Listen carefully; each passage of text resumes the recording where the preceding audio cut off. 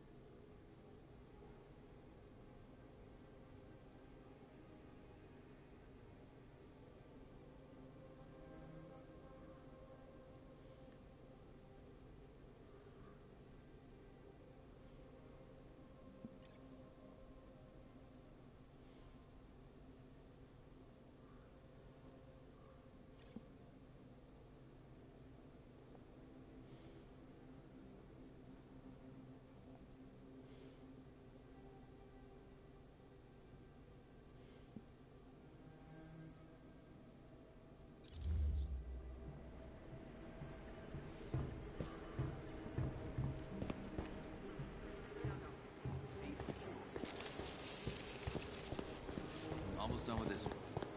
No need to show your credentials. These systems are ancient. Go ahead and ignore me. Everybody else does.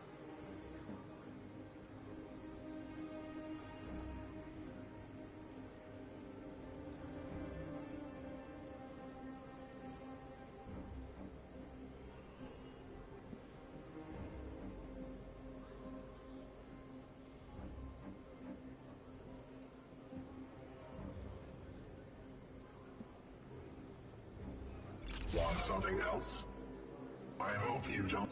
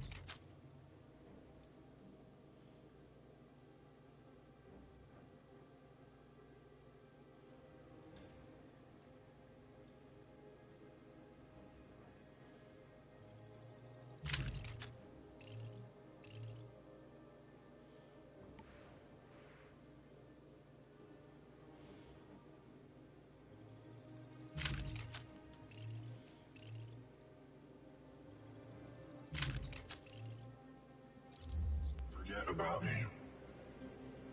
We're supposed to take a look at the merits next. I don't want to turn that building.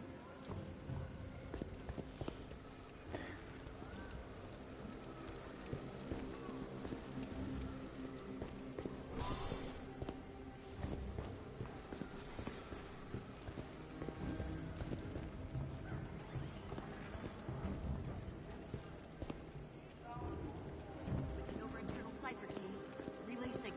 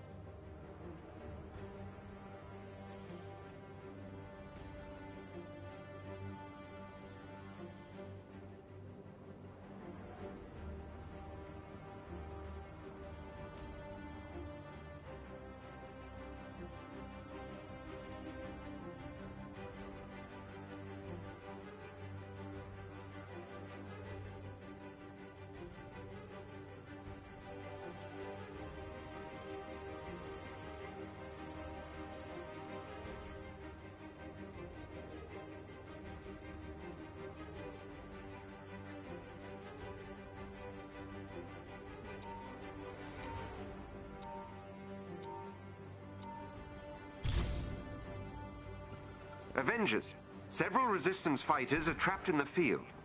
AIM is closing in on their position and we need you to rescue them before they're overwhelmed. Get to their provided location and defend them as long as necessary. We will extract them when AIM forces have been eliminated.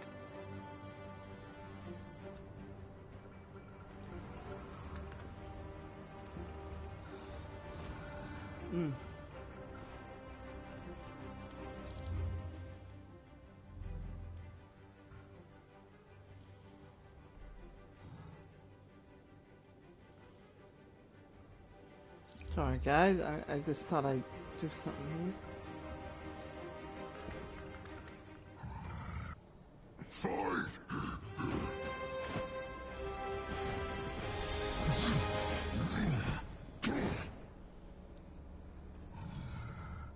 There are Inhumans caught in a standoff up ahead. Not mad at you.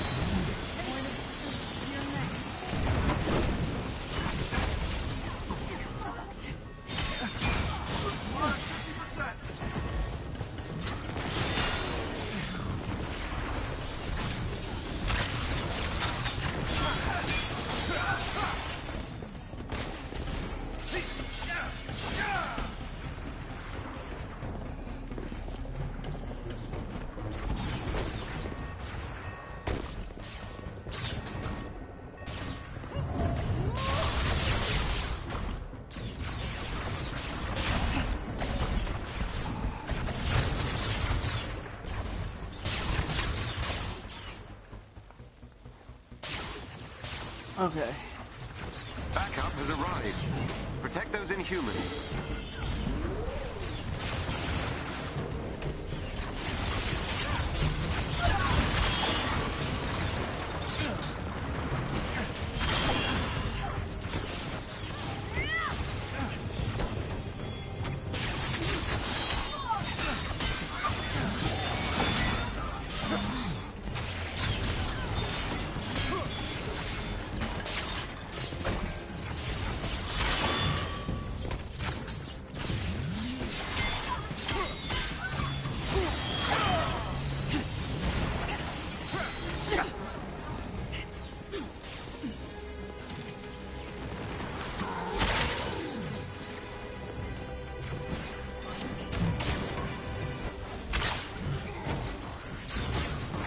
Inhuman down. You must keep them safe.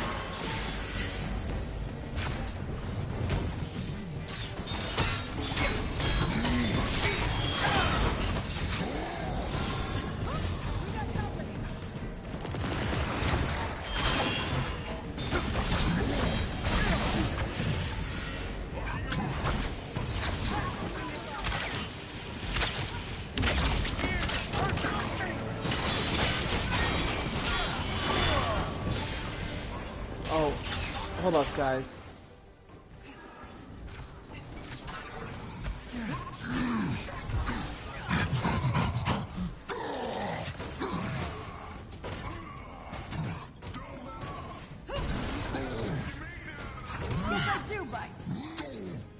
Into the shadows. They're safe.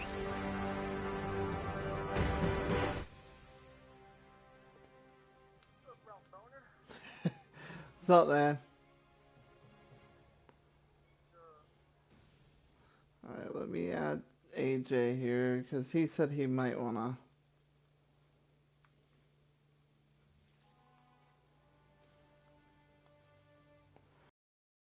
Our team is online. Let's see. Good job, Avengers. You saved our people so they can fight another day. Me else in the crew. Succeed. Oh, Disney Villain's online. Let's give him an invite real quick. Hold on.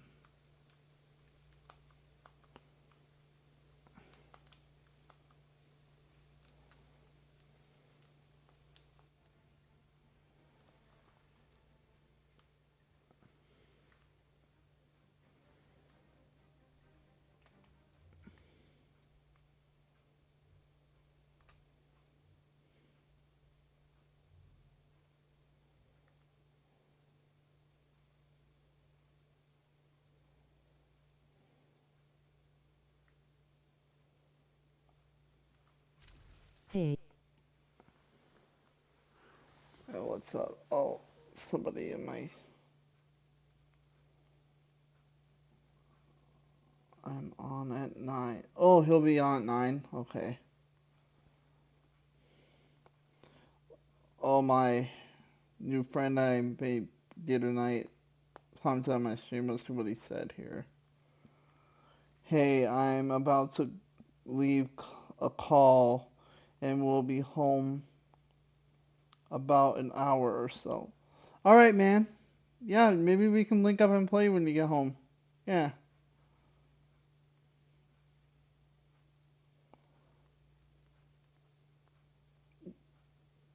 Alright, let's see. You in the middle of a mission or something, Trevor? What? Are you working on a mission right now? Just working on my factions. While you working on your factions? Me and Joe did those earlier.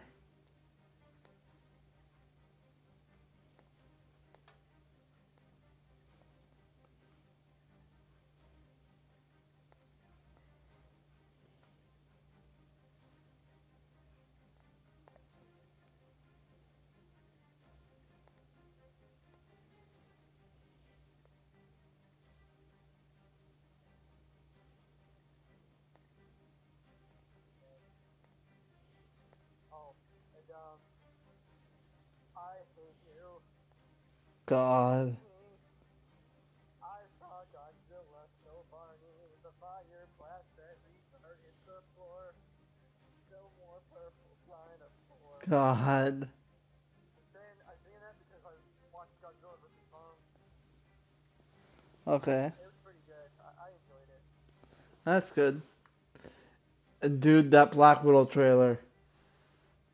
Awesome. Oh my god. Finally. This is released, brother. Released.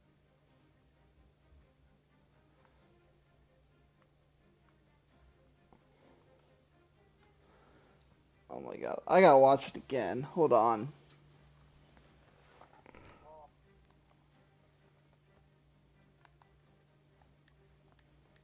Let me see here. Um.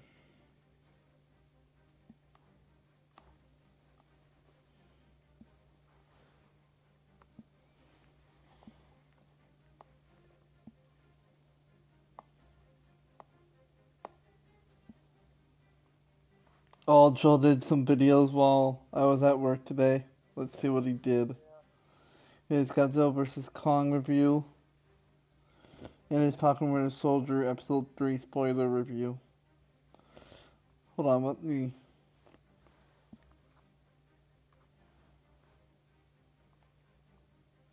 Hi guys, I got one more review for you guys today. We have our final TV show to review this week until Monday when we do our next review for our first ever review for The Walking Dead. So today I'm here to review Falcon the Winter Soldier Episode 3.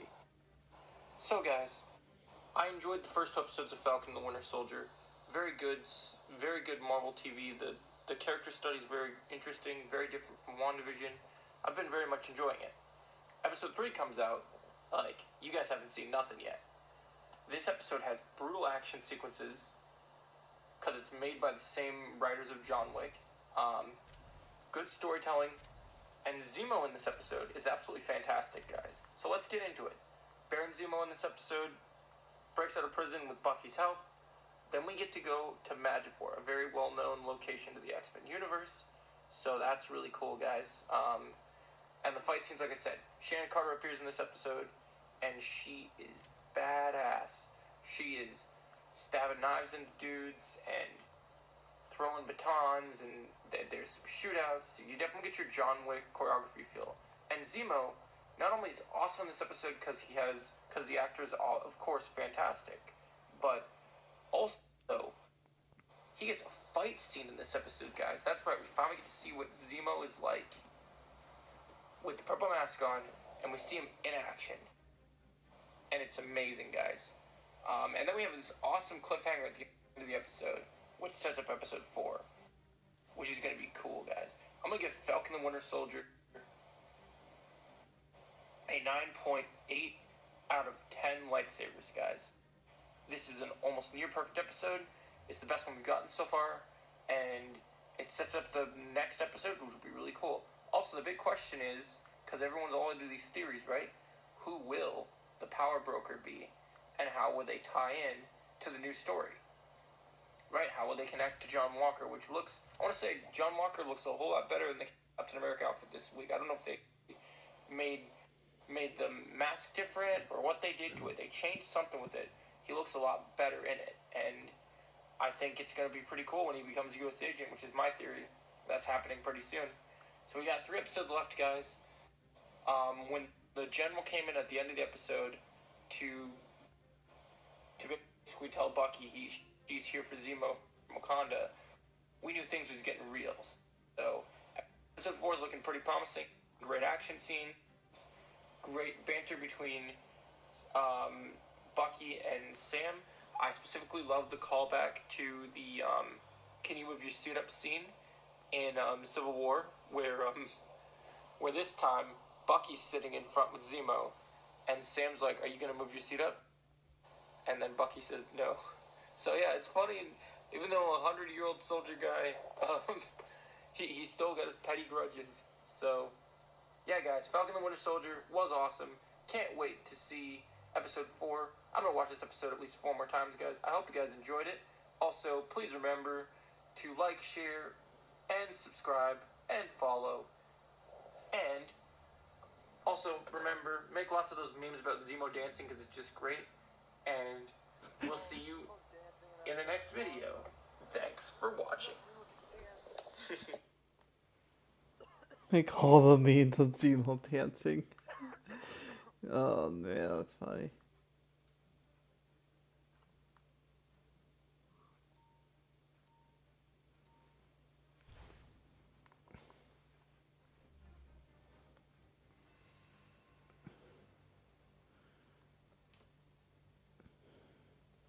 Yeah, I'm just teaming up with random people. Oh my god. I'm doing quick match with random people. Jeez.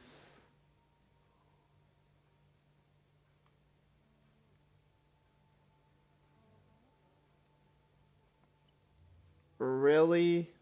Oh my gosh, I'm looking at these people's power levels I'm teaming up with. Jeez. Ugh.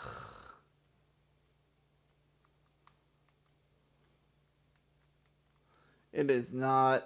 It's not good. Power levels set. I'm looking at some people's power levels of people who I did join quick match with.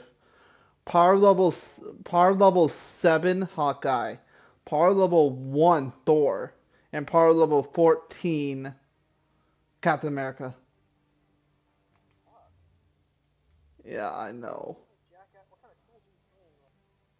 I don't know, just some people I just decided to join with quick match. Yeah, yeah, I know. We need to find out who these Woken are and what their prototype device does. And let us not forget the one impersonating me. Poorly. I thought they were rather accurate. They were not. So you're not flattered? Well, I think there's a lot more going on here than identity theft.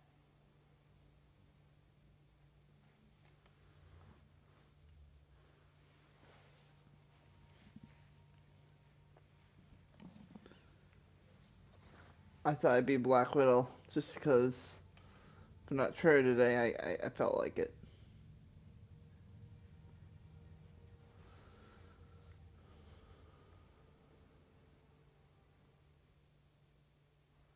The message originated from this forest. Records show there's a decommissioned AIM base here. And yet the buildings remain. That's not AIM protocol. They'd usually strip it clean. The mystery deepens.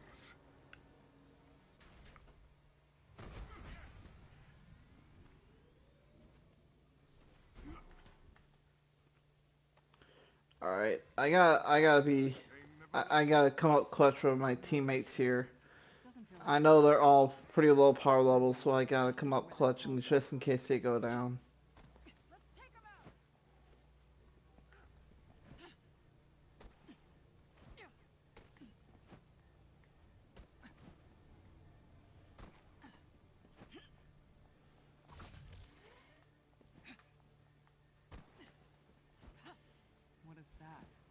twisted monument dedicated to me and path home. Okay, let's check it out. Carefully. Looks like it. Jarvis? I'll scan the monument and get answers. What a waste! The waste. Let's do this right. Damn it! They caught me. I'm trapped. Oh yeah, I was gonna watch that trailer again. Hold on.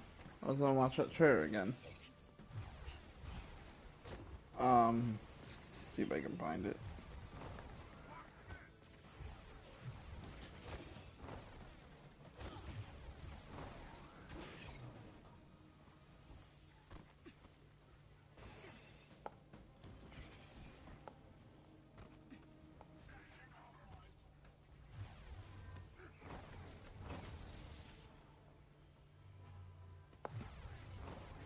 Here we go. You don't know everything about me. Wait. You don't know everything about me. I've lived a lot of lives. Before I was an Avenger.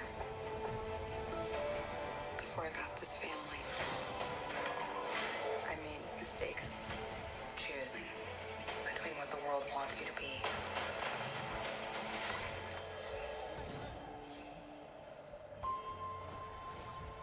And who you are.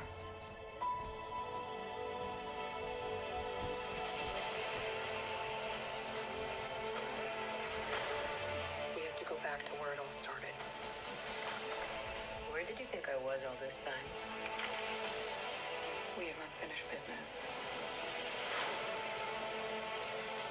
My girls are the toughest girls in the world. I'm sorry. We had our orders and we played our It rules. wasn't real. It was real to me.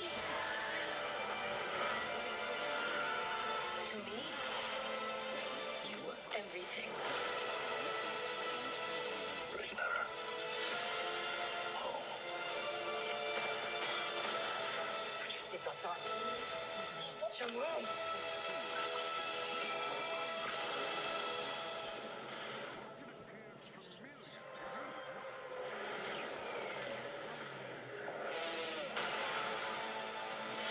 One thing's for sure. I'm done running from my past.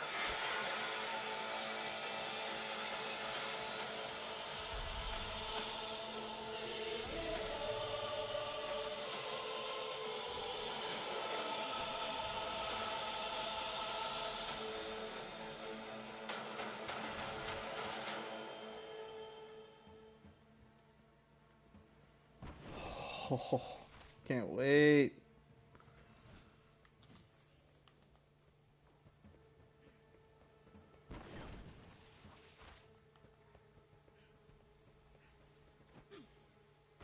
There is a chest with gear close by.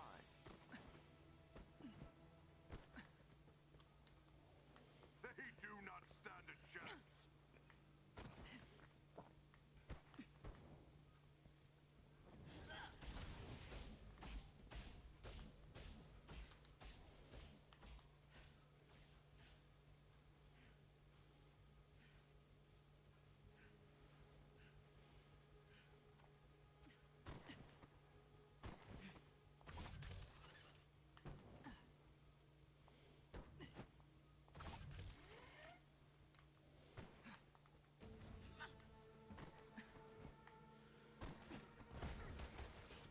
Might as well fight you all at once.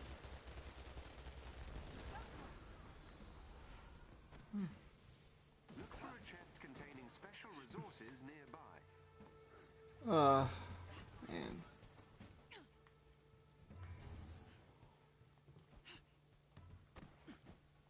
Destroy the false god! Dare? I am the one true Thor! I don't think these Woken can be reasoned with, sir. Guess I do fight.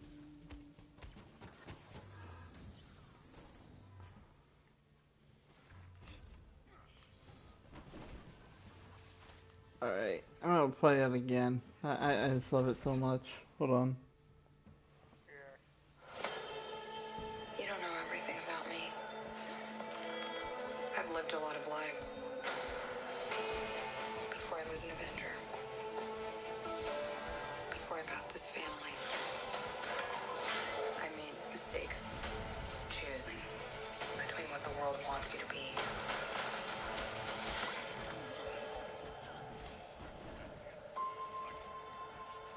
And who you are.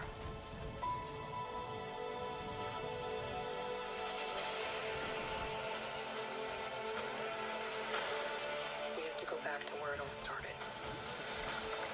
Where did you think I was all this time? We have unfinished business. My girls are the toughest. Oh, I'm so excited David Harbour's actually gonna be in the MCU movie. I'm sorry. I love David Harbour. Our orders and we play our rules. It wasn't real. It was real to me. To me, you were everything. Yeah. Put your seatbelts on. Jump room.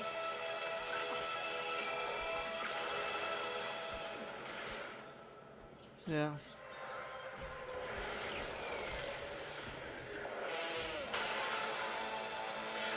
One thing's for sure. I'm done running from my past.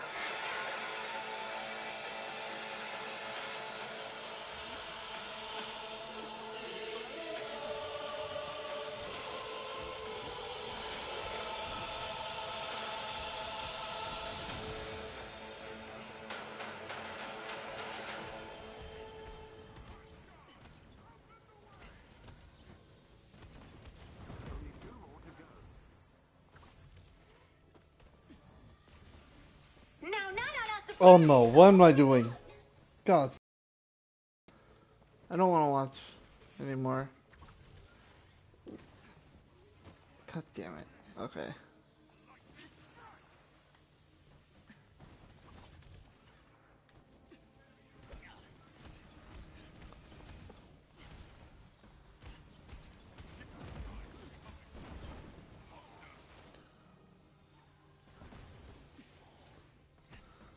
Ooh, Sean Chandler, every DC animated film ranked 2013 to 2020.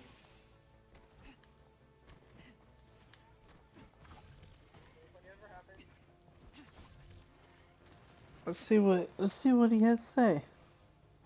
Every DC animated movie ranked from 2013 to 2020. Let's see. Watched all the movies in the DC animated movie universe. So today I'm going to stop and rank all 16 movies of the DCAMU from the worst to the best.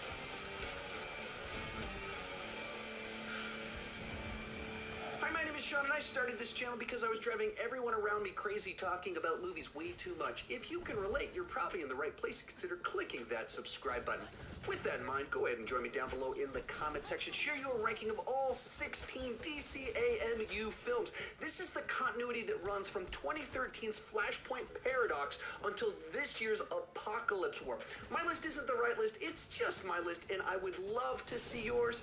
And let's get started. Coming in last place is Justice League vs. Teen Titans. This is a movie where the mix just entirely felt off for me.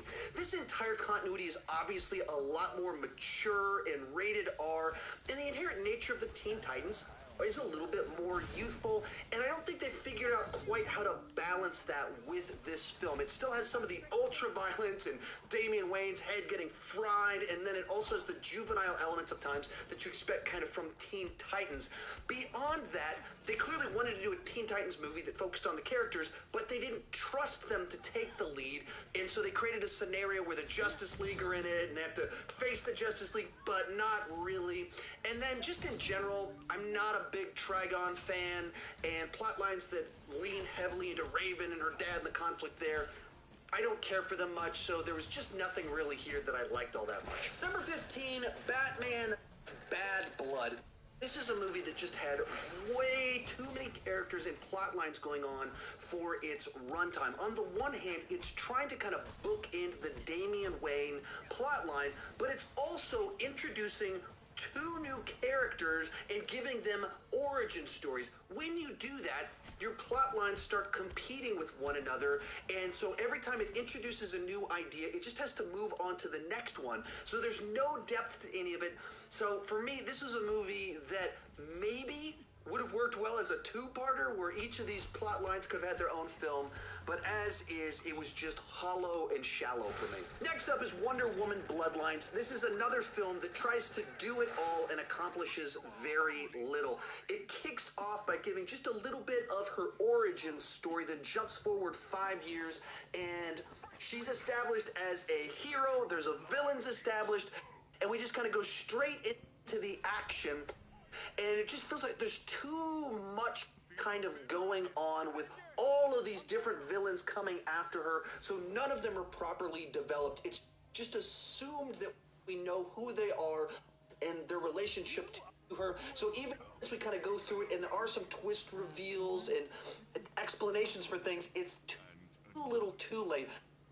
Even Steve feels a little bit tacked onto the film like he's an afterthought, so a very underwhelming Wonder Woman story. Number 13, Batman Hush. This is one of the most frustrating movies on this list because it does a bunch of things right, or at least it has a bunch of the elements for a great Batman story. There's the mystery about who is Hush. There's a nice involvement of a bunch of the rogues gallery, and of course there's this ongoing relationship between Batman and Catwoman, and there's even some nice contrast between them in character arcs, as she's the one that kind of changes by the end of the film, but he is unwilling to change, and that's compelling and interesting in a certain way. But the problem here is the entire time you can feel them taking this big, sprawling Batman story and squishing it into a short runtime. As a point of reference, the Death of Superman storyline was 160 pages, 5 issues, and the runtime of the movie is 81 minutes. Batman Hush is 376 pages, 12 issues, over twice as long, 82 minutes long. And you feel that while you're watching the movie, them just trying to condense everything to the point that it kind of takes all of the life out of it. Up next is Justice League Throne of Atlantis. For me, this is, generally speaking, a fine film inside of this franchise that just doesn't make a particularly big mark on you. I think a little bit of that is because by the year 2020, this is a very familiar story in terms of Aquaman. Obviously was the inspiration for the live action film. There's been a Lego film based off of it. So this is like the go-to Aquaman story to tell. So even though this animated film came out first, it just feels like more of what we've seen about Aquaman every single time this character is tackled. And it's got the Justice League thrown into it, but it doesn't do anything real specifically with the material to kind of make it pop. So it's like, that was fine. Forgettable, but fine. Number 11, Justice League War. It actually surprised me how low on this list this film came for me, because I tend to really enjoy this type of film. I love origin stories and seeing how the team comes together, so I'm a sucker for this sort of thing. Hello, Thickman 806. Oh, oops. And there's definitely moments in this film that I really enjoyed as these characters met each other for the first time. But in general, it's a film that I think focused too much on action, and so it's just rushing between introduction to get to the next action sequence, introduce the next character to get to the next action sequence. So it never pauses long enough for you to really soak in and enjoy these characters meeting each other for the first time. Bringing us into the top 10 is Constantine, City of Demons. This is a web series that was edited into a feature-length film that is set in this continuity. So there's a certain sense in which it's not one of the movies here, but it also is very much a film in this continuity, and therefore I'm going to talk about it here. And it's a little bit dark for my taste, but tackles some really cool themes about the consequences of our choices and how it can haunt us for a very long time. And because this universe is so dark in the direction that it takes things, it's able to have some extreme implications for these actions of Constantine that he did when he was young, and plays them out throughout this of how it kind of haunts them and leads to a very different type of story that it's tough to imagine them ever making a live action film like this with a big budget, but because of this universe, we're able to tackle it here. Number 9, Teen Titans The Judas Contrast. We had a lot of issues with Justice League versus Teen Titans. Feels like by this film, they started to balance it out a little bit more and found a way inside of this universe to have their youthful energy and the dynamics you expect from them, but also fit inside of this pretty harsh universe that they've created. Also, they let the Teen Titans actually star in their own movie, be front and center, and they found a story to tell that ties into this universe with Deathstroke, very much Damian Wayne and his origins, making it have a lot of dynamics to it, and then also having complexity where there's betrayal and friendship, all sorts of stuff that fits in this universe. Feels like it also is a Teen Titans story, so a solid addition. Number 8, Son of Batman. One of the things I appreciate about this continuity is that it is an older, established Batman, and they're telling very different stories from what we've had in all of kind of the previous animated and live action renditions of the character, and a big part of that is the focus on Damian Wayne. Right off the bat, I always enjoy League of Assassins stories, and so when you have one that's League of Assassins, Deathstroke heavy, ties into then Bruce Wayne discovering that he has a son, all of that is interesting to me to tell something new with this character. Now, as interesting as some of that sounds, it's not a great version of all of this. Damian is pretty insufferable at times, especially in this film, and it also doesn't have enough breathing room where Bruce Wayne just reflects and soaks in the fact that he has a son that he has to raise. There's a lot of emotion that could come out of that if they let that happen, but there's a lot of interesting ideas here that I enjoyed. That brings us to Justice League Dark. Now, this film had a fantastic opening to it with these people having these visions and hallucinations of demons, so they're mowing humans over with their cars and killing loved ones.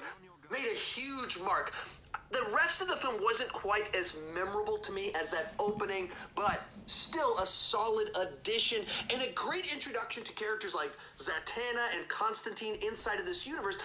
And another nice touch is that they did add Batman to that team to kind of tie the universe together, but they didn't put him so center stage as to suggest that they didn't trust these new characters that they were introducing.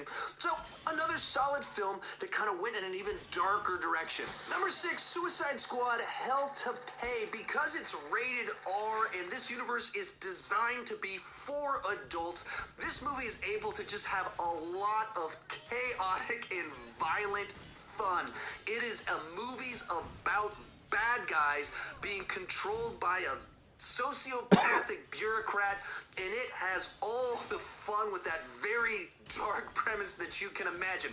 But another thing that made this one fun for me is that normally in DC stories are set in fake cities, but in this one they're like driving around in an RV in Utah going to real cities. It put a pretty big smile on my face. Beyond that, it has some very unexpected ties to Flashpoint Paradox with Zoom, and because it's such a wacky over-the-top film, the weirdness of the way that they tie to it makes sense here. In 5th place is Reign of the Superman. This is a follow-up to The Death of Superman and an adaptation of the 90s comic line of the same name, and I thought they did a pretty good job of adapting that storyline from the comics, following up the film, and keeping it nice and focused while also setting up where this universe is headed next. It has to kind of introduce some characters and move the story along quite a bit, and it does it. It finds all the right things to trim and finds the right mechanisms to tie it all together. I don't think it's quite as emotionally impactful. Stupid ads. The fuck? No, right? It's an ad. As The Death of Superman Had adaptation, some but LOL still a doll. solid film. Number 4, Batman vs. Robin. This is a story that I actually really enjoyed. At its core is you have the conflict between Bruce and Damian and their worldviews. One of them absolutely does not kill, and the other one was raised by the League of Assassins, and that kind of pushes them apart with the tension that comes with that leads Damian to team up with the Court of Owls. And I just think that's an interesting way to bring the Court of Owls into this continuity, and the Court of Owls is a very interesting sort of newer element in the world of the Batman mythology, and they bring it in here. Through this story, you kind of have this scenario where the Talon becomes this unexpected mentor to Damian. All the ingredients kind of worked for me, and so this is one of my favorites of these films. Real quick before I give you my top 3, remember to share your ranking down below in the comment section. My list isn't the right list, it's just my list, and I would love to see yours. Also, if you've enjoyed this video, I've done a bunch of other videos on DC movies, and especially rankings on DC content. You can check that out right up here. If you've enjoyed this video, there's definitely something up there that you'll enjoy. In third place is The Death of Superman. I remember when the original comic book line for this one came out. Back then, my sister and I used to ride our bikes up to the local comic shop every single weekend, and she would read the comics and I would look at the pictures because she's smarter than me.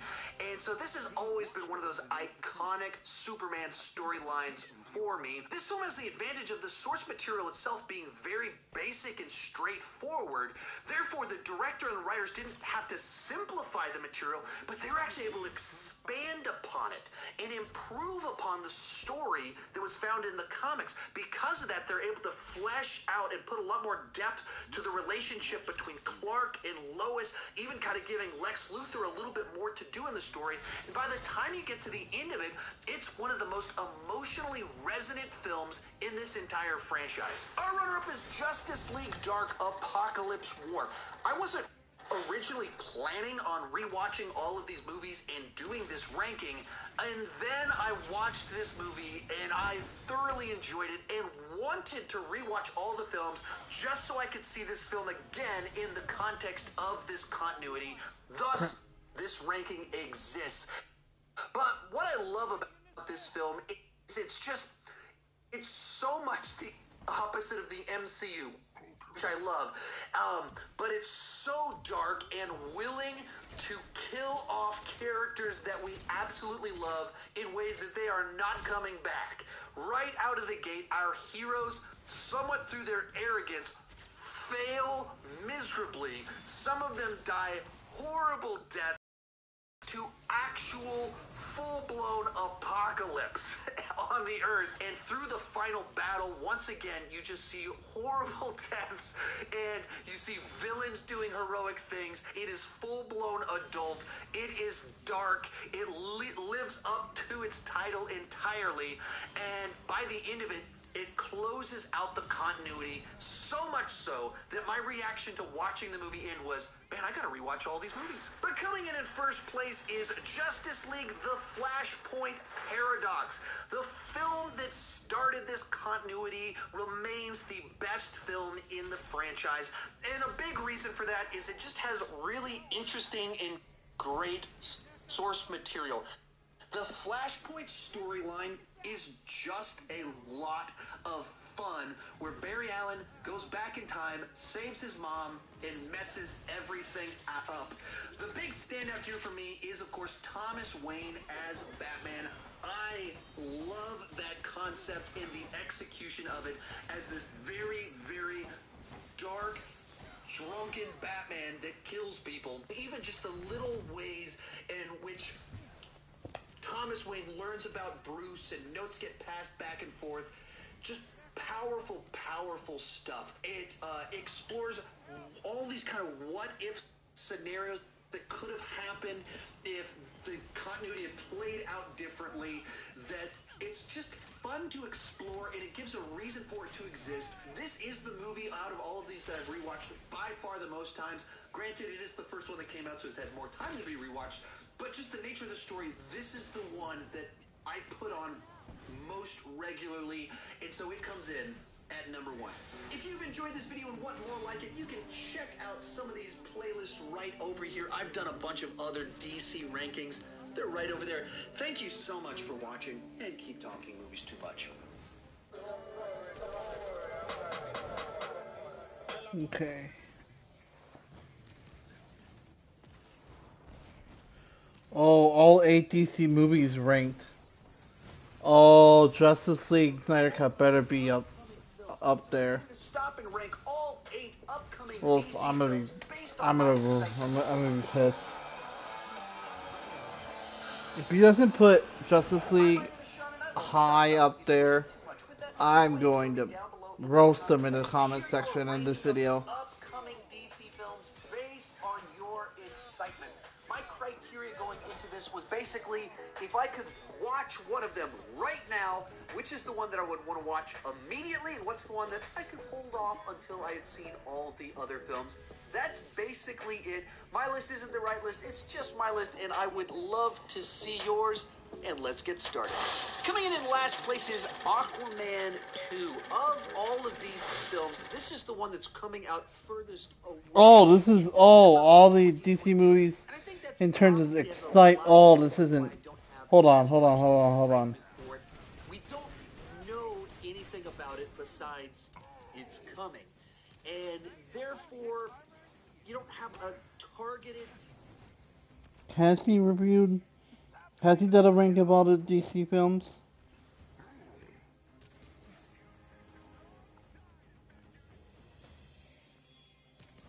Your knight in high-tech armor is here. Damn it, Stark is down! Nice work! Guys, a little help? Hey, thanks.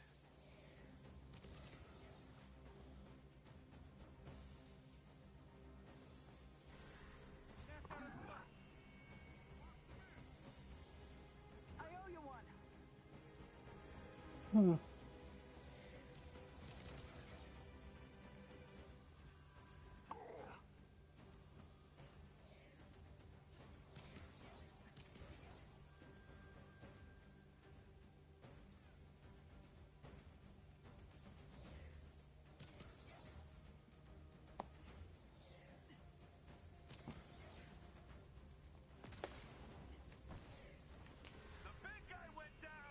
Let's see. I like watching his rankings. Let me see what else I can find for rankings.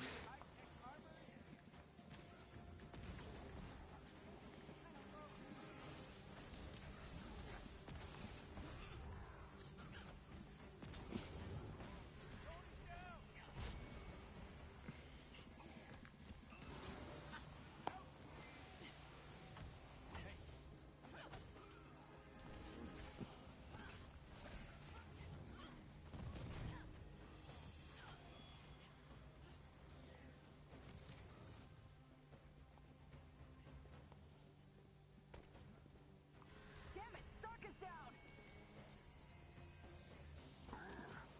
I could use some help. Thanks, pal. Oh, top 10 movies that I hate. Critics hate, but I absolutely love. This should be interesting. Hold on. This should be really interesting. 99% of bacteria on your hands.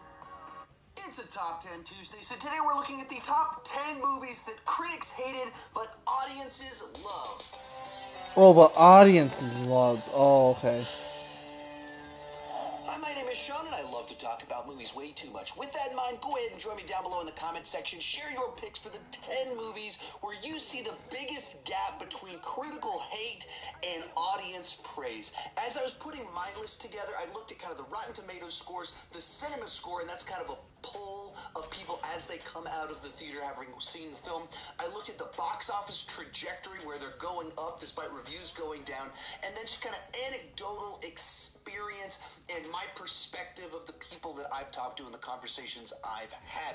One more thing before we get started. This video is brought to you by my supporters over on Patreon. Patreon is a membership site for my channel where you can unlock weekly exclusive videos, a weekly AMA where I answer everybody's questions. At a certain level, you can get your name on my end card, and at the top tier, you can have a monthly video chat with me. You can see if Patreon is right for you at the link down below in the description, and let's get started. Kicking things off is The Greatest Showman, the period piece musical starring Hugh Jackman and Zac Efron. Now, the movie has a 56% on Rotten Tomatoes, which isn't actually dreadful, but if you dive into the reviews themselves, they were not very kind to the film, even when being a little bit positive. Basically, they presented it as a bland musical with forgettable songs, revisionist history that's carried only because Hugh Jackman and Zac Efron are just so likable. Then the movie came out, and it absolutely bombed opening weekend because there's just no buzz. But the 7 people that did go see the movie absolutely loved it and got an A cinema score, which is a really good score. Then they went back the next week, brought 7 friends along with them, and then they brought more friends, and it created this momentum where the people that went to go see it absolutely loved this movie and all that stuff about a forgettable musical with bad songs.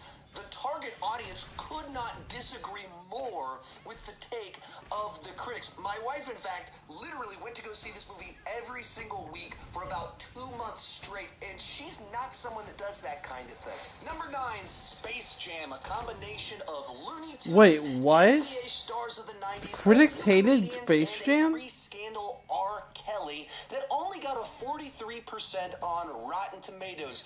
Critics just kind of found it to be a pretty bland use of all of the personalities involved. They went after Michael Jordan's acting as well as many of the other basketball players acting in the film and just thought it was a gimmick to try and trick people into buying movie tickets. People bought movie tickets, and they actually had a good time with the movie. It got an A- cinema score and became a very financially successful film, so much so that here we are 25 years later, and they keep talking about wanting to do a sequel, a follow-up, reboot, who knows what it would end up being. And then it just became a staple of cable television that it seemed like every Saturday afternoon when I was in high school and in college, this movie was playing on some cable television station.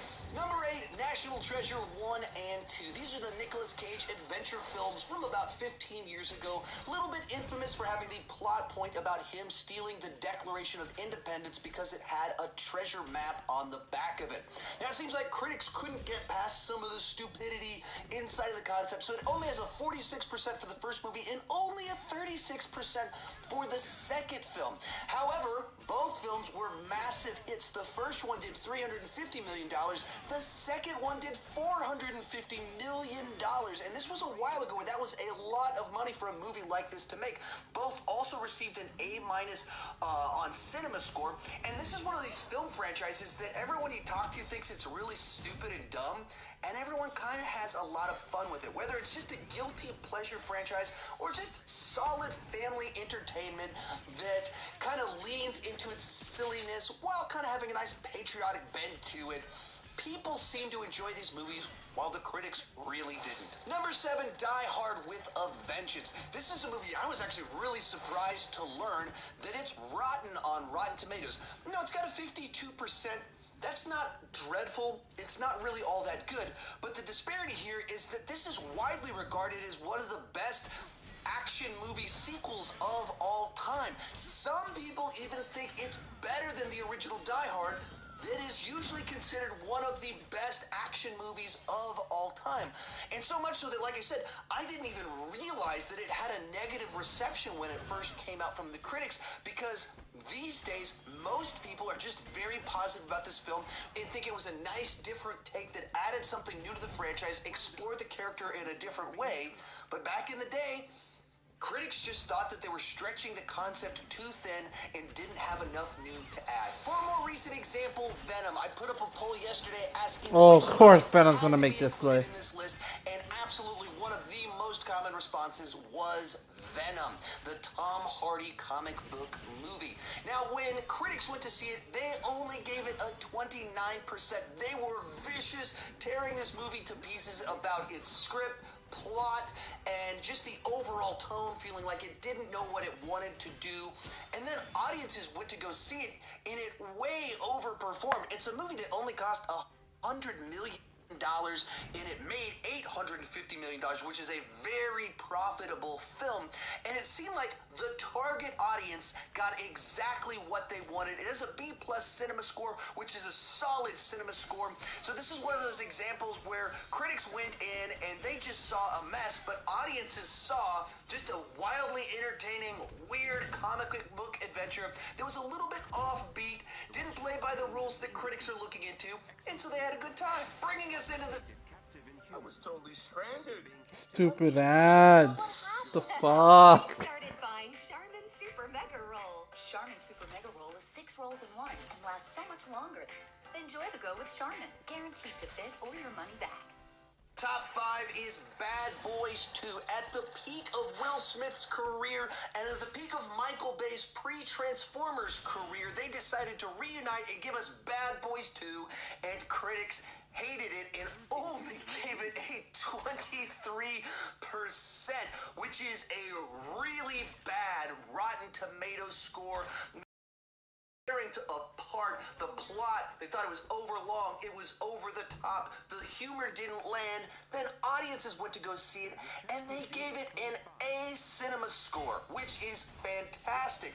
The people that saw the trailer and went, I want to go see that, loved what they got. Critics, I guess, just didn't want to go see the movie, and so what they saw did not work for them. The movie went on to be a big hit.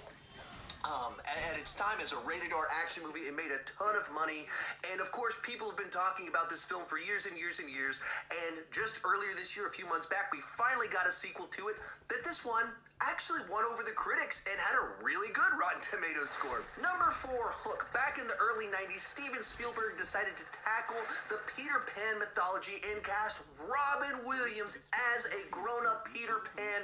He had Julia Roberts as Tinkerbell and Dustin Hoffman as Hook. What could possibly go wrong with Spielberg behind the camera and that cast in front of it? Well, to the critics, an awful lot. They only gave it a 28%, which is brutal. What? Steven Spielberg film to What? be that low. As for me, I was like 10 years old when this movie came out. I was the target audience. So I was there opening weekend. I had all the toys. To this day, I still have some unopened packages of some of the toys in my garage as collector's items. And I just ate this movie up and watched it all the time. And apparently I wasn't alone. It got an A- on Cinema Score, and it went on to make $300 million at the box office, which is a whole lot of money for a movie to make 30 years ago. Real quick before I give you my top 3, remember to share your picks down below in the comment section. Also, if you want me to make a follow-up to this video with the reverse, movies that critics loved but audiences hated, let me know down below in the comment section. He mentioned, what did he mention? He mentioned, could possibly collect box office, which is a whole lot of money for a movie to make 30 years ago. Real quick before I give you my top 3, remember to share your picks down below in the comment section. Also, if you want me to make a follow-up to this video with the reverse, movies that critics loved but audiences hated, let me know down below in the comment section. I've already got the list made. I just want to know if you want me to make the video. In 3rd place, Rocky IV. 1985 was the year Stallone just dominated the box office. Between Rocky IV and Rambo First Blood Part 2, he had 2 enormous back-to-back hits that were both hated by critics. In the case of Rocky IV, it only has a 40% on Rotten Tomatoes, but critics were even more savage than that at the time. It won 5 Razzies. It was nominated for several more. In some of the cases, it lost out to Rambo First Blood Part 2. However, audiences absolutely ate this movie up, went in droves. It made so much money that it was the highest grossing sports movie of all time for 25 years until The Blind Side came out only just about 10 years ago. And here we are about 35 years later, and this is kind of one of those 80s staples, a classic movie that's just kind of made its way into the pop culture with so many memorable scenes, iconic characters, some of which came back just a couple years back in the movie Creed 2. This is a perfect example of critics just not being on the same wavelength as the audience is in what they were looking for at that time. Our runner-up, Home Alone 2, Lost in New York. The original Home Alone has become a Christmas classic. It was an insanely big hit when it came out, so they quickly cranked out a sequel that was also a massive box office hit, and from my perspective, basically just as well loved as the original film. I was the target age for both of the original Home Alone films when they came out, and I just ate both of them up. And to this day, I know a number of people that think the second one might be better than the original one, just a little bit funnier in the execution of the humor, and there's some nice additions like with Tim Curry and Rob Schneider in the mix at the hotel. Critics, however, had a very different perspective and only gave it... Oh, top 10 favorite directors. Let's see what he had to say about this. If Steven Spielberg is not in this list, I'm going to. I mean, he's gotta be. He's gotta be. He's one of the goats. He's like... So I've shared my favorite movies, my favorite actors and actresses, even my favorite scores. But today I'm going to give you my top 10 favorite directors of all time.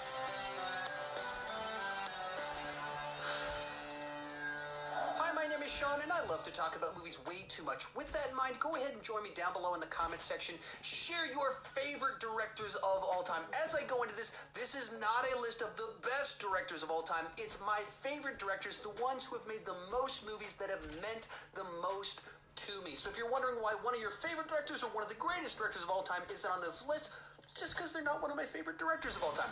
Also, there is a companion video to this over on my Patreon page with 13 more of my favorite directors.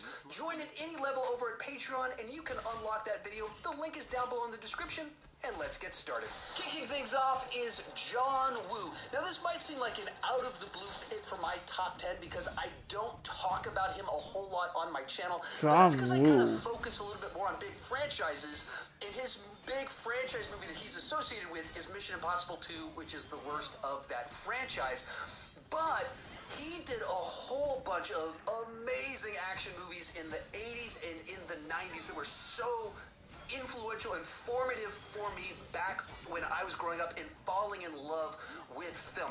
So he kind of really made a name for himself starting back in the mid-80s with A Better Tomorrow. He did a series of these movies with Chow Yun-fat, The Killer, Hard Boiled, that just have the most amazing gunfights that you will ever see. And that's the stuff that influenced Robert Rodriguez, the Wachowskis, that led to more dynamic action gunfight choreography starting in the late 90s into the zeros.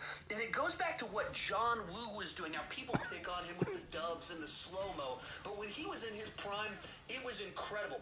Add to that when he started to transition into Hollywood, he gave us one of Van Damme's best films with Hard Target, Broken Arrow, very solid 90s action film, and then Face Off is just a fantastic example of what you can do when you get two actors that can go for it in Nicolas Cage and John Travolta playing one another with great John Woo action and a big Hollywood budget. So John was one of these ones I might not talk about a whole lot on my channel, but I absolutely love his films. Number 9 is James Wan. When I was first putting this list together, he wasn't one James Wan, interesting. someone that would crack the top 10, but when I started looking through directors' filmographies, he immediately became one that I realized this guy's got a really solid batting average as a director. Of course, he's an icon of horror over the last 15 years. The Conjuring movies in particular being the standout ones for me, the two that he directed. But he's also done blockbusters that I thought were just great Taco Bell movies, as I call them. I really enjoyed Aquaman, and a lot of that goes back to the way that he shot the action. But then he even has smaller films in there like Death Sentence that if you're like in the mood for like a really dark revenge film, as much, that is one that you've got to go check out. And so he's one of these guys that if his name is attached to it as the director, I trust that I'm going to like the movie. Next up is Robert Zemeckis, one of the icons and legends of the 80s and the 90s, those years that were so formative to me, and he just cranked out classic after classic. Of course, he's the guy behind the Back to the Future trilogy, some of my favorite movies of all time, some of the most rewatchable films of all time. He also directed Forrest Gump, one of the first dramas, one of those first movies was like getting Oscar nominations and wins that me as a little young teenager went to go see in the theater and absolutely loved. You got Who Framed Roger Rabbit, Castaway, another movie that I absolutely love. Not the most rewatchable film, but a movie that I love. One that people don't talk about as much, but was so important to his filmography, was Romancing the Stone, which is kind of his take on Indiana Jones with Michael Douglas in the lead. It kind of has more of like a romance novel with an Indiana Jones adventure vibe to it.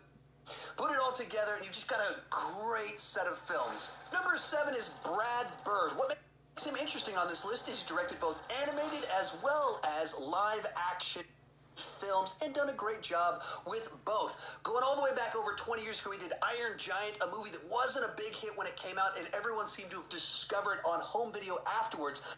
Then he went on to start working with Pixar and did the Incredibles film, which obviously are incredible. He did Ratatouille, and then the one that really put him on the map for me was when he did Mission Impossible Ghost Protocol. And I've said this many times before in my videos, but the Dubai Tower sequence in that film, I saw it in the theater in IMAX, and that is the best sequence I have ever seen in a movie theater.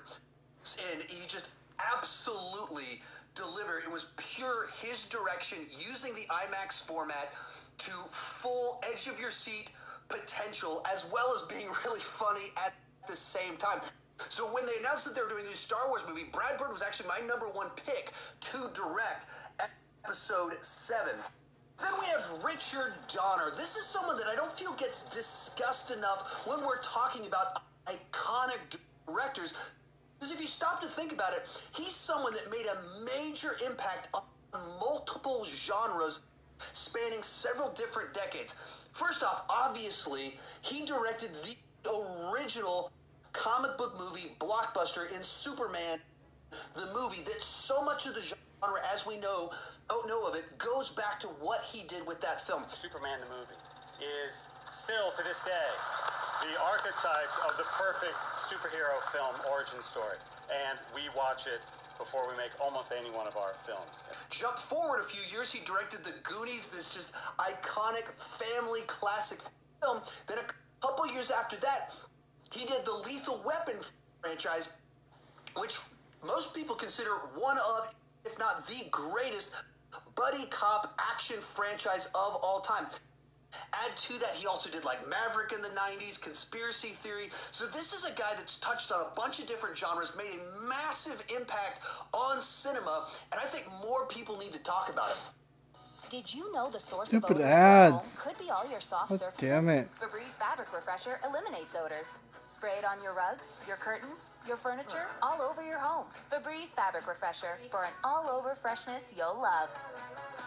In 5th place is John McTiernan. Now, this is a director that delivered the 1-2 punch of Predator and Die Hard in back-to-back years. 1987, he puts Steven out Spielberg Predator, hasn't been which I've mentioned said this yet. before in videos, but it's one of the very few Come Arnold on, Schwarzenegger Sean. movies that doesn't feel like an Arnold Schwarzenegger movie, even though it has all the muscles, machine I'm gonna be guns, and pissed. I'm gonna rat you out if you don't say them. of the film, it feels like a John McTiernan film. Next year, he puts out Die Hard, the movie that I've always said is the best straightforward action movie of all time. He, of course, did Die Hard with a Vengeance, the best Die Hard sequel, and just a great action movie in and of itself. Also in this time frame, he did Hunt for the Red October, so he just delivered this incredible string of great action thrillers in this one decade. Then he got in a little bit of trouble with the law and hasn't been able to direct any movies over the last 15 years or so, which is a real unfortunate thing because he's such a great director. Number 4, Quentin Tarantino, one of the massive directorial forces of the last 30 years, and he did it without having a big, major franchise. He did it by telling original stories that paid tribute and homage to all the films that he loved from the past. All of them have his hello, Kill Bill? style in the And you're saying that he doesn't make action movie franchises? Come on, come on, man. Genres, and all of them are love letters to cinema and to fans of cinema. They're different from one another, but they're all so very much the same at the same time. And as he was someone that rose to prominence in the 90s, I was a teenager in the 90s, like he was one of those directors that as I discovered Pulp Fiction and Jackie Brown, that's when I started to fall in love with movies beyond just big blockbusters, realize that there is smaller stuff out there that I can get into, and made me love movies more. Real quick before I give you my top 3, remember to share your picks down below in the comment section. My list is not the right list, it's just my list, and I would love to see yours. Also, remember there's a companion video to this over on my Patreon page with 13 more of my favorite directors. So some of your favorites that aren't on this list probably are over on that list. Join at any level and you can unlock that video. In third place is Christopher Nolan. Speaking of directors that made me love cinema, back in the year 2000, I went to the Come on, Sean. little movie called Still Memento no, that I heard would still blow no my mind, and it Steven blew my Spielberg. mind. Come It was a on. story that was told backwards, and it got to the final twist and turns. I was like, wow, whoever this guy is, I'm going to pay attention to what he's doing. And for the last 20 years, he's consistently delivered interesting films in blockbusters that actually kind of challenge the audience, tell original stories, and explore deep themes. Obviously, he's the guy that brought us the Dark Knight trilogy, one of the best trilogies of all time, some of the best comic book movies of all time, but he's also done thrillers. He's just done movies like Inception that just incredibly well-crafted, complex stories, and that's what makes him incredible. And ever since I first discovered Memento, he's made me love movies more and more and more. Our runner-up is James Cameron. Now, this is a director that's done Okay, less than 10 Steven films, Spielberg but better has be a your number whole lot one of then. movies in my top 30 favorite films Steven of all Spielberg time. better be your Of number course, one, he or else I'm brought gonna us be the pissed. Terminator franchise, where the original film was this incredible blend of time travel, action, horror, sci-fi, all into one. And he follows that one up with Terminator 2, one of the greatest sequels of all time, a movie that surpasses the original film that was already fantastic, and that is probably my favorite movie of all time that adds emotion to it. Incredible action, state-of-the-art special effects. Of course, he did the movie Aliens. I actually much prefer Aliens to Alien, and I think that Alien is a fantastic film itself, but just the way that he built on the world of Alien, what he did with the Ripley character, the way that he handled the action, the tension, all of it fantastic. Then he does movies like True Lies, this unbelievable action movie with Arnold Schwarzenegger and Jamie Lee Curtis. Even some of his lesser talked about stuff like The Abyss, still this great underwater thriller. And of course, he did that movie called Titanic and Avatar. For me, of his the real James Cameron films, not just kind of his Piranha movie that he did, of his real movies, Avatar is my least favorite of the real James Cameron films. And if that's the weakest of your filmography and it became the highest grossing movie of all time, that is an incredible set of films. And it actually breaks my heart we lost James Cameron to Pandora over the last 20 years. But coming in first place is Michael Bay. What? Watching the Transformers cartoon. What? And his ability to translate. Oh, get the fuck out of here. Complex storytelling, fascinating, nuanced characters, and blockbuster action just puts a big smile on my face. Just kidding. Oh, he's just kidding. Movies. He's just not one of my favorites. films. But easily coming in at number 1 is Steven Spielberg. Yes, baby. Oh, My good. favorite directors.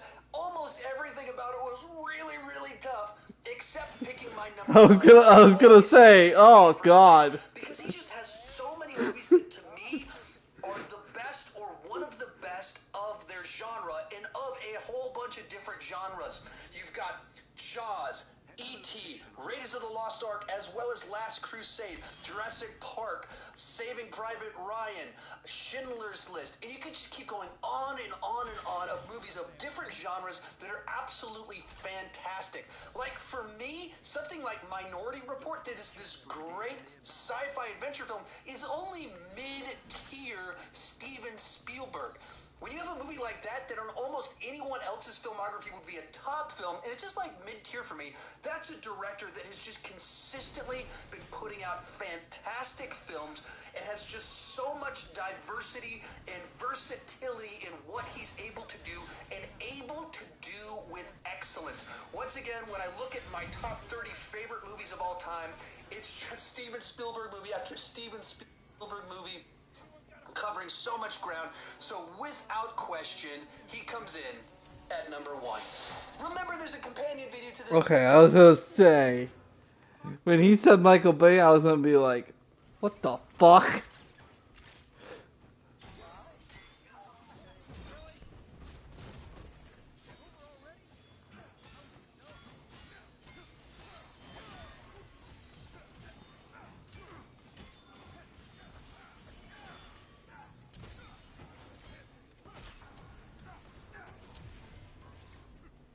Oh, he could have said something much worse though. He could have said M. Night Shyamalan. Oh God. Oh God. Enjoy your commemorative Iron Man bruises. You're welcome. M. Night Shyamalan, Unholy Quadrant, Michael Bay, M. Night Shyamalan, Joss Whedon, Josh Trank. The Unholy Trinity. Mm-hmm. Quadrinity, I mean.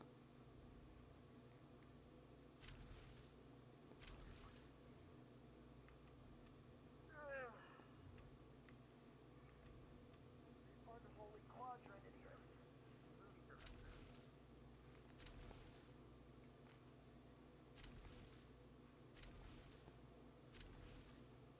Don't deserve to live.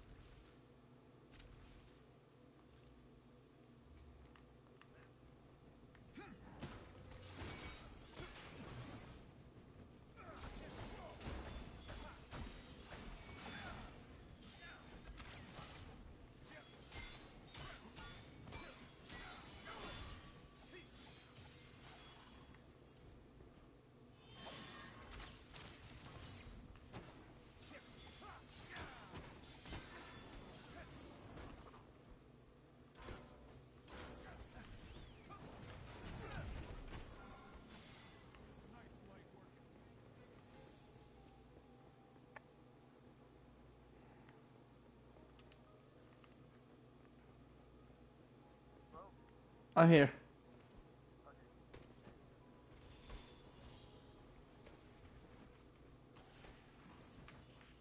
This team will not be easy to neutralize.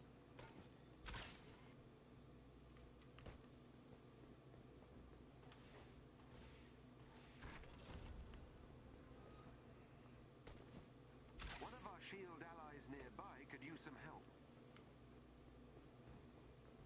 There is a chest with special resources close to your location.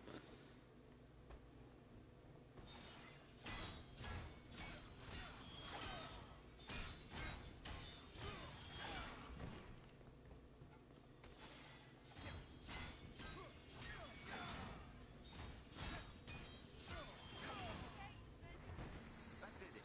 Theo, work your magic. You're safe now.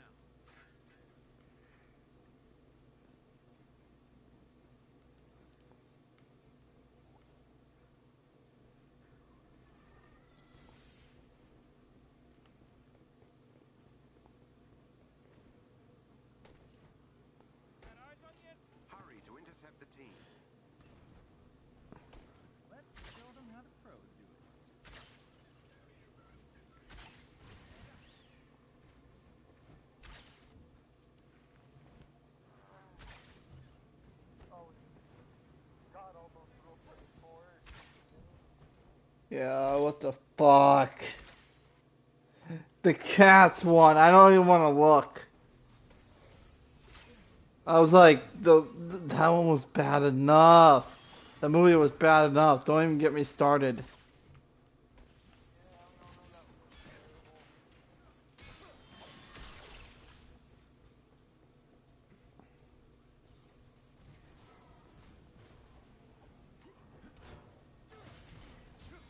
I didn't even see it, but I knew it was terrible.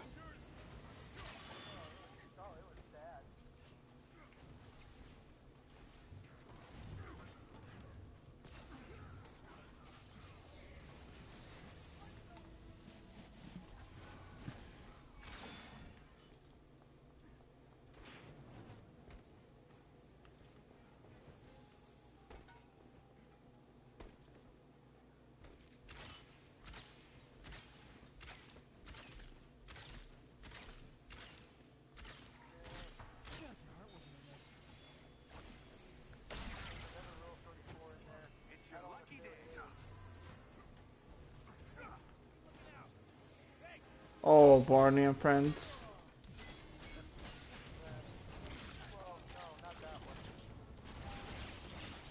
Oh, hold on, I'll figure this out.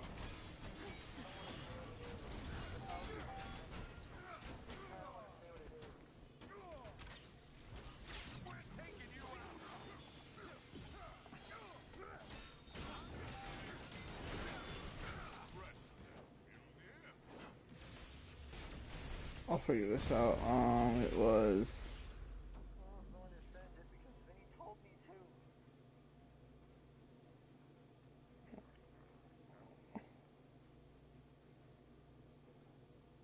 Oh, The Hunchback of Notre Dame.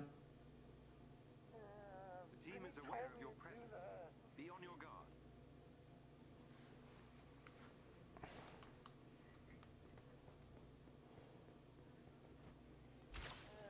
I didn't look at it, but I know a way to. Is it over? The thing is, I know a way to copy the link without looking at the page. Yeah.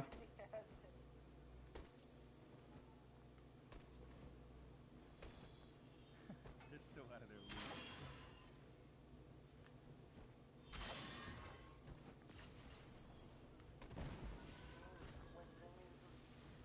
When you find the rule 34, you have to look at it first. But when I find it, I don't have to look at it. I can just copy it, paste it. Copy, paste it, send, that's it. That's how I keep going. You get it with that.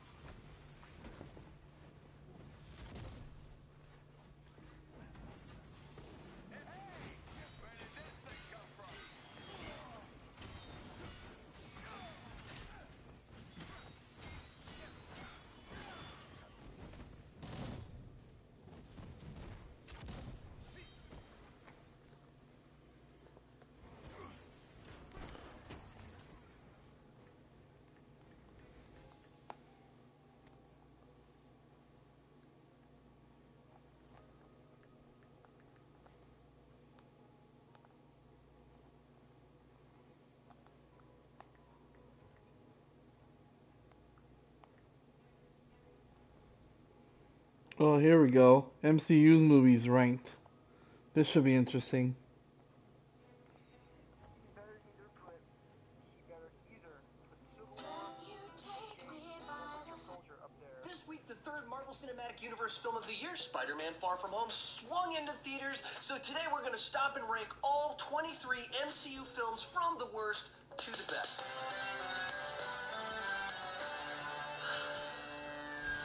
Hi, my name is Sean, and I love to talk movies way too much. With that in mind, go ahead and join me down below in the comment section. Share your ranking of all 23 MCU films. My list isn't the right list, it's just my list, and I would love to see yours. With that said, let's get started. In last place is Thor: The Dark World, a drab sequel with an utterly forgettable villain, a plot audiences can't connect with, and no defined tone or genre. Technically speaking, it's not a poorly made film, and there's not a bunch of embarrassing moments, but there's also nothing particularly good about it either. On the plus side, it was made a little bit more interesting. Well, it is all Coming in 20. at number 22 is Iron Man 2, an unsatisfying mix of way too many plot Wow, lines, he not thinks nearly Iron Man enough 2 is action, worse and than some Incredible pretty obvious Hulk? notes to try and set up the Avengers. The entire middle hour of this film has almost no action in it as Tony Stark tries to work out his conflicts with Rhodey, Nick I mean, Fury, it's his taste in Father, movies. and I don't Jake blame Carter. him, but And it's all pretty I'm just saying disappointing this because the little. cast is still on their A game, and when the action does happen, it's all great.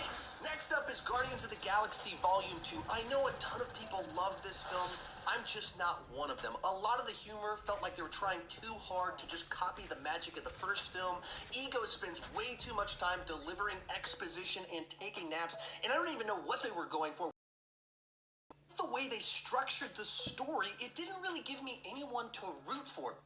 Though I did love what they did with Yondu. Bringing us into the top 20 is The Incredible Hulk. As this is only the second film in the MCU and the only one put out by Universal, it has the distinction of lacking the humor and tone of the other films inside of the franchise. Still, I have a pretty good time with this film. It has a lot of nice touches that are reminiscent of the 70s TV show, except with a Hulk-sized budget. It's not the abomination that a bunch of people want to make it out to be, but it also doesn't smash your expectations either. At number 19 is Thor. Like The Incredible Hulk, this film feels like the MCU trying to find its footing. Kenneth Branagh is able to bring this sense of grandeur to Asgard, and casting Anthony Hopkins and Rene Russo adds to the gravitas. But the tone shifts drastically when it goes to Earth, and so the story never fully feels cohesive to me. It's not bad at all, but the hammer never quite hits the nail on the head. Then we have Iron Man 3, another black sheep of the MCU. It works a lot better as a subversive Shane Black superhero film than as an actual MCU film, let alone an Iron Man movie. Plot lines are abandoned after the film, and the Mandarin twist is probably left better unmentioned. Still, there's some great action in this film, and Robert Downey Jr. is absolutely on point and matches Shane Black's dialogue really well. Number 17 is Avengers: Age of Ultron. This is one of the most frustrating films in the MCU, as it has more laughs, more action, bigger set pieces, and way more plot lines than the first Avengers film. And that's kind of the problem. More isn't always better. By giving us so much of everything, nothing in particular stands out, and at times this film can be kind of confusing. While its high points do match the original Avengers film, the film overall never lives up to its predecessor. Next up is Captain Marvel, an interesting mix of Nick Fury prequel, cosmic MCU, and fish out of water comedy. Samuel L. Jackson and his de-aging are the standout here, along with Ben Mendelsohn as Talos, but a lot of the rest of the cast can be kind of awkward in their roles, and there's some pretty big tonal shifts from scene to scene. It is a nice addition to the franchise, something different in the mix, but it's not a great film. At number 15 is Captain America: The First Avenger, another film that's frustrating for me to rank, as I love Captain America's origin story. When it focuses in on Steve Rogers and his transformation, his romance, his heroism, I just love it. But the specific plot about the Red Skull I never found particularly interesting, and the movie montages through World War II. So it's a great origin story, not a great story. Coming in at number 14 is Ant-Man, Marvel's smallest hero made for a fun adventure, though a derivative one. Paul Rudd, Michael Pena, and the rest of the cast are absolutely delightful, and they found a way to make a heist film inside the MCU exciting. But the actual story structure is way too similar to the first Iron Man film. Still, some nice, unassuming entertainment from Marvel. Number 13 is Spider-Man: Far From Home. As the first MCU film after Endgame, it does a great job of explaining the world after the blip. Mysterio adds some great action into the mix, and this might be the funniest movie inside of the entire franchise. But that's a bit of the problem here, as the movie leans so heavily into comedy, it sacrifices credibility. There's plenty of fun to be had, but also a number of problems. Tackling climate change and Stupid providing ads. energy isn't an either or. We have to do both. That's why we're helping the U.S. lead the world. Then we have Ant-Man and the Wasp. This might be the most lighthearted film in the entire franchise. By doing a simple MacGuffin story and giving it ant-sized stakes, it was a nice palate cleanser after Infinity War. Coming after that film, it could feel anticlimactic, but for me, that lighthearted change of pace is what makes it so pleasant. At number 11 is Doctor Strange. The MCU's first trip to the wizarding world of Marvel once again has a fantastic cast, and the action sequences feel like Escher drawings come to life, except with magic. But for how inventive the visuals are, it feels like the script squished the Doctor Strange mythology through the Marvel origin story cookie cutter. Kicking off the top 10 is Black Panther, one of the most thematically rich and mature films in the entire MCU. They crafted a dense narrative in a creative, inventive world that can be both exciting and emotional. The downside here is that there's some pretty weak action sequences in CGI, and that's a pretty significant problem when you're making a big blockbuster comic book movie. Coming in at number 9 is Thor Ragnarok. After a pair of weaker films, Taika Waititi reignited the franchise with lively characters, laugh-out-loud humor, and a vibrant color scheme and score. And for how funny it can be, the movie actually has serious stakes and consequences. But Taika Waititi didn't quite know when to put on the brakes when it came to the comedy, and at times the comedy can undercut the drama. With a little bit more reserve, this might have been a top 5 movie for me. Next up is Spider-Man Homecoming. Finally, we see the world of the MCU from the perspective of a high schooler. The cast here is all great and bring a real human touch to an obviously fantastical story. By making Michael Keaton's Vulture not a psycho out to blow up the world, they found a way to make a compelling villain without needing to go big. And for me, this is one of the most rewatchable Marvel films. Number 7 is Captain America: The Winter Soldier, the Russo brothers' first MCU film. Wait, what? Fantastic action, 7? world building, and the political thriller aspects are a nice change of pace inside of this franchise. I'm not as infatuated with the film as some people, but it's still a wonderfully crafted blockbuster. At number 6 is Guardians of the Galaxy. James Gunn took the MCU's biggest risk yet and possibly made the most personal and refreshing film in the entire franchise. The characters are endearing, the humor pops, and it has one of the best soundtracks of the 21st century. This is a movie so good that it takes a line as sappy as "We Are Groot" and makes for a heartfelt moment. In 5th place is Captain America: Civil War. Avengers 2.5 works both because it's fun to watch all of our favorite heroes battle it out, but also because they crafted a story which justifies why our team would be torn apart. The conflict primarily comes from their competing values and their different backstories, and it's amplified by their own personal faults. It's earned drama with nerdy superhero action as the icing on top. Coming in at number 4 is Iron Man, one of the freshest and most influential comic book movies of all time. From the inspired casting to Favreau and Feige nailing the tone, this movie changed the genre forever. By comparison to modern MCU films, it can feel small in scale, but the fact that it doesn't have the weight of the rest of the MCU on its shoulders means it can narrow in its focus and do a great character study on Tony Stark. The first MCU film is still one of the best. Winning the bronze medal is Avengers Endgame. If any movie has ever earned the right to be called epic, it is Avengers Endgame. It found a way to both follow up Infinity War as well as close out 11 years of the MCU in a totally satisfying way. And the climax of this film is jam-packed with some of the best moments in the entire MCU and some of the best fan service ever put on film. It was so close to being number 1, but I was not a fan of the execution of the big Thorbowski plot.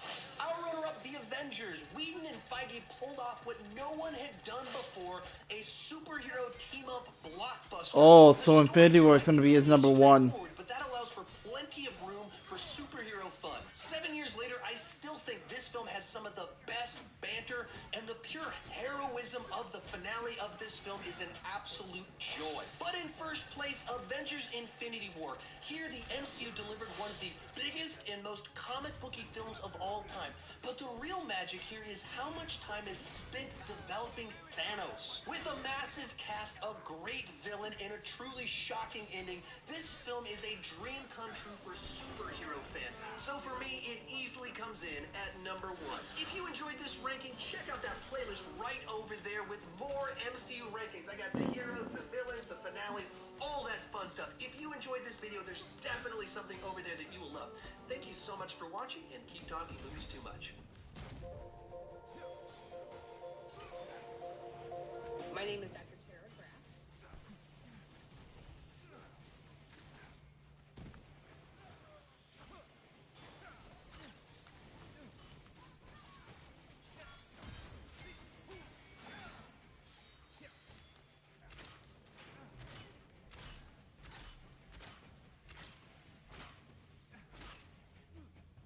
And you can't even sue me because I don't have money now.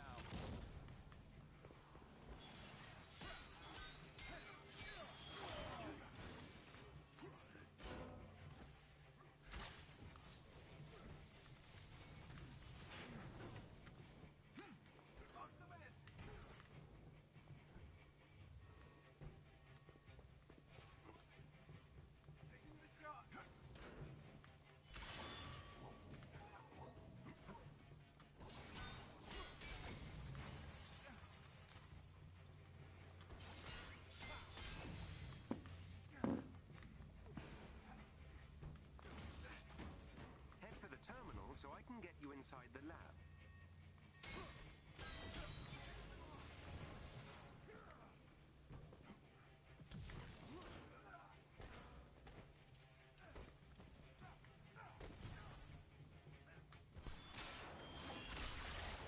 All systems are go.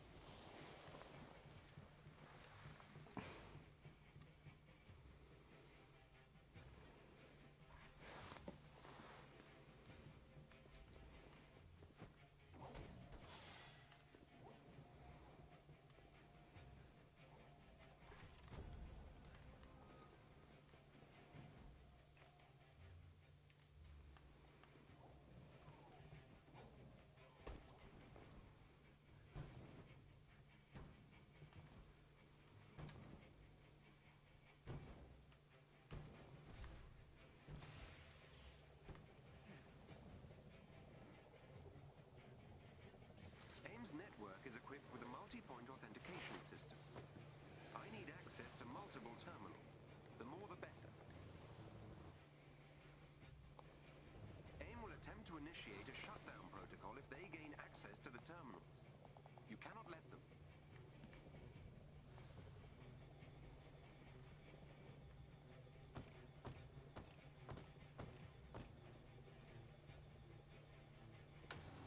The shutdown protocol is progressive.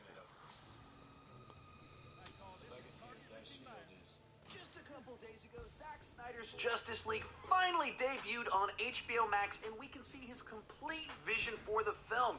So what does that do for my ranking of the DCU films? Today I'm going to stop and rank all 10 DCEU films. Now we got 10 because we got 2 Justice Leagues, from the worst to the best.